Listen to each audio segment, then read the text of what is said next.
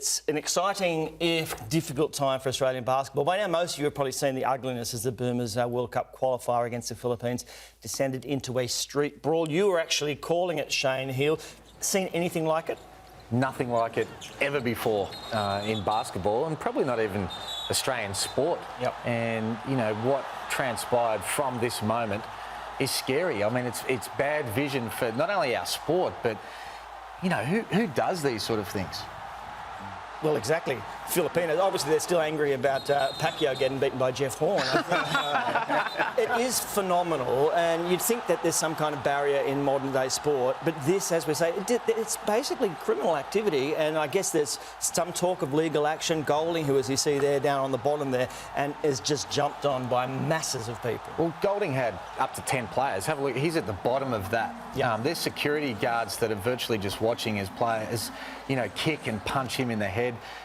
The worst part about it was that some of the staff from the Philippines team came on and actually punched our guys in the head. And the amount of coward punches that happened from players coming off the bench and just lining our guys up and punching them in the back of the head.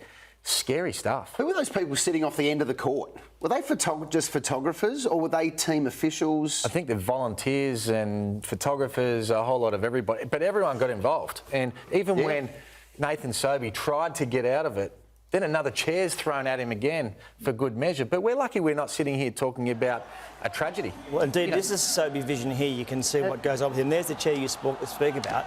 And then, as you say, there's not just that.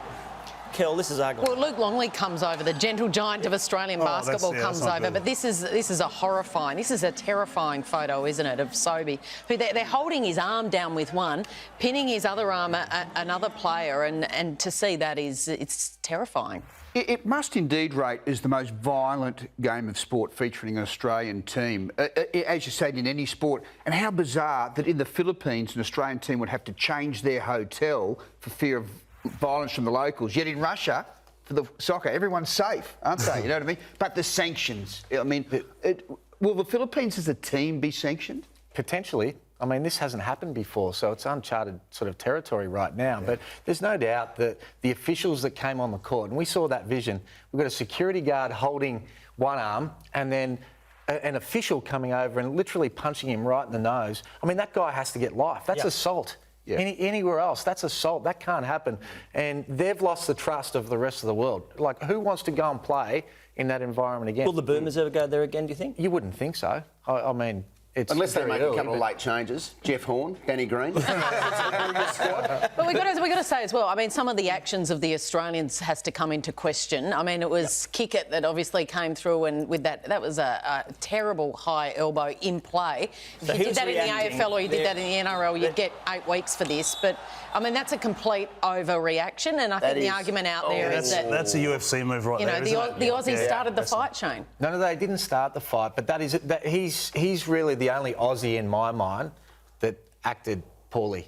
And he'll get 6 or 8 weeks. He should get 6 or 8 weeks. That escalated from that. The first unsportsmanlike foul was on the Filipino team, and the coach was the one in the timeout that told his players to get out there, hit the Aussies and put them on their butts. They were angry. They were down 30, but who would know that it would... But it was an elbow to the face from Kickett. It was just terrible. Terrible. And I'm wondering whether that will dilute the punishment to the Filipinos, because you could just see their argument. Well, have a look at that. He started it. No, you can't, because he should get the book thrown at him, no doubt about that. But it doesn't allow somebody to come in and then start throwing chairs and hit people in the back of the head and these sort of things. They all need to be punished. Well, the Filipino coach, as you said, now he has spread the blame around pretty much to anyone who's not wearing a Filipino outfit, obviously. As you mentioned, he did urge the fight. We can have a listen to that during a break as well. Have a listen.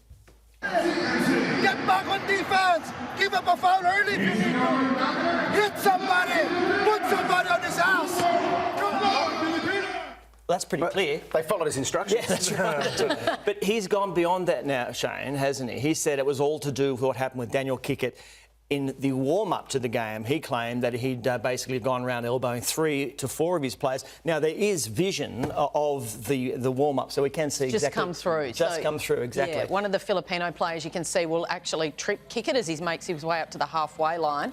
There is a little trip, and Kickett reacts by turning around and pushing the wrong player, guy, yep. and there is just a little bit of push and shove there. So, I mean, that was enough to light the fuse, wasn't it, Shane?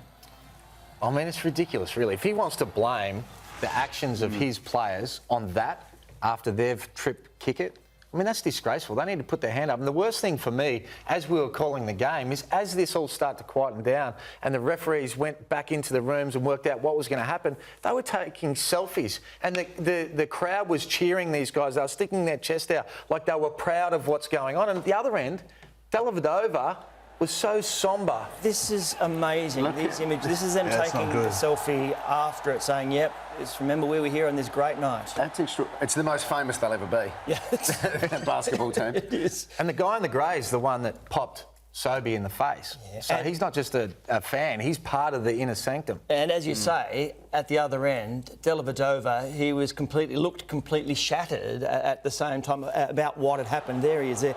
That is the look of a man going, what the hell am I doing here? I mean, he's just such a professional, isn't he? Such a great Australian. There's vision that'll roll after this where the teammates, the Australian teammates, are trying to get from the bench, try and empty out the bench and get on the court because they want to be there to protect them. And Dellavedova's just holding them back because he's so...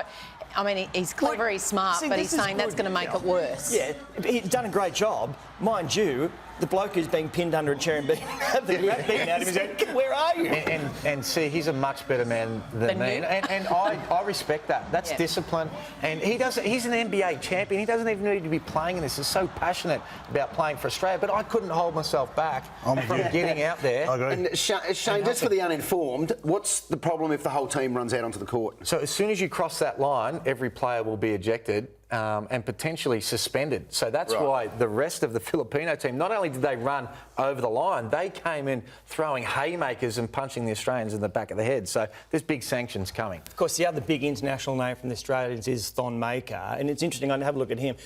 He did a bit of fancy kung fu fighting. If you have a look at what do you think he's going to get into much trouble for this? Because he didn't really do a lot of connecting, but he did do a lot of big swinging with the feet, didn't he? Yeah, I don't think he can be...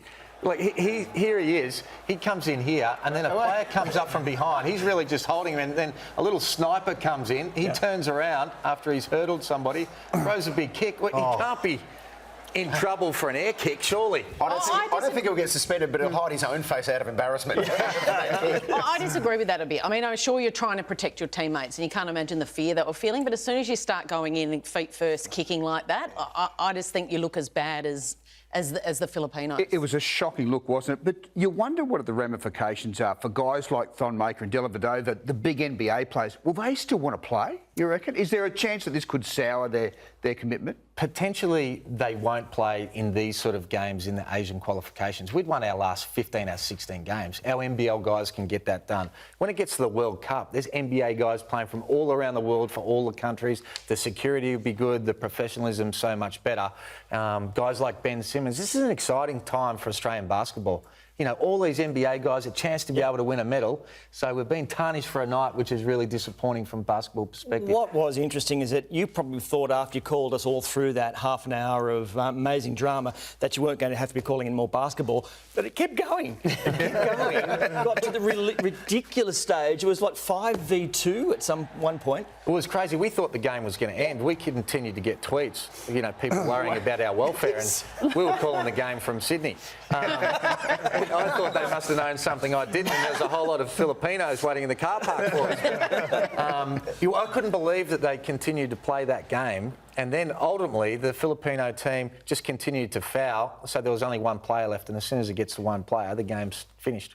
Look, and the other name I just wanted to mention was the great Luke Longley, just the towering figure when he walked in. Sanity prevailed as soon as he arrived at the scene. People dispersed. Well, he is an intimidating unit. Look at him, Luke Longley. 7'2", 7'3". Do you reckon they're a bit starstruck? They realise who it is and they just back off, and it makes you think. I mean, if we had Aaron Baines there, or you know, if we had Andrew Bogut, would it have been this bad? I think if we rewind, there was a couple of those Filipino guys trying to get an autograph. Yeah.